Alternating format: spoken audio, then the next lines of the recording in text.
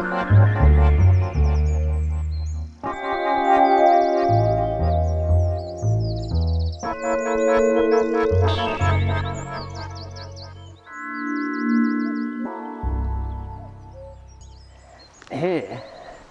we have an example of what happens to a mushroom when it's rotted down and the flies have taken their fill of it. And this, I think, was an old sep. It was probably grew a couple of weeks ago and it's got no culinary value whatsoever. Let's just turn it over and see if we can get... No, that's fully rotten, you see now, unfortunately, but it does give an indication that seps grow here and we need to keep an eye out for them, really. Here we have a patch of amethyst deceivers. They are actually edible. They're not highly prized because of their lack of flavour, but people might pick these to use to brighten up a salad, or especially in the presentation of a meal. And in saying that, they are still a source of protein. If there's other mushrooms around, you tend not to pick them. Why? We're really after some of the best mushrooms that can be found, either hedgehogs, seps. Here's a couple of fine examples, well, 3 in fact, I think there's another one under there, of a type of Boletus. That's the one with the sponge spore system underneath.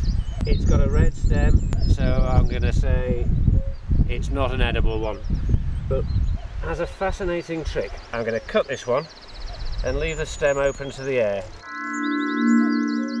This happens when it comes into contact with oxygen. It even does it on the cap, I believe. They're great, aren't they? Nature's great. That's a young Boletus, but this one here, as you can see, is much older and the cap has spread out to release its spores. So we're going to leave him so that he can get on with his job. I think what we have here is an example of a larch Boletus. We can tell a little bit more once we've cut it and had a look at the underside. I'm just going to clean it a little bit. These tend to be slimier mushrooms and they grow around larch trees.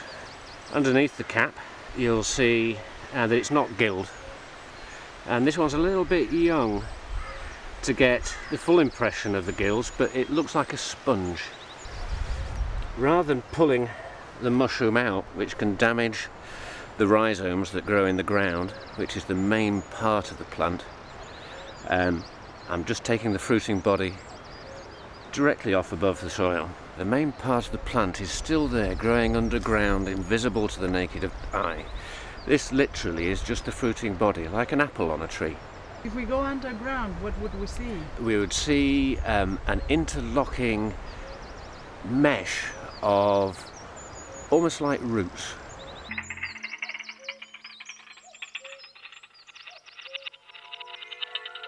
And if you found mushrooms in this area one year, it's always worth going back there the next year. The plant itself is still under the ground and more than likely will fruit in very much the same areas.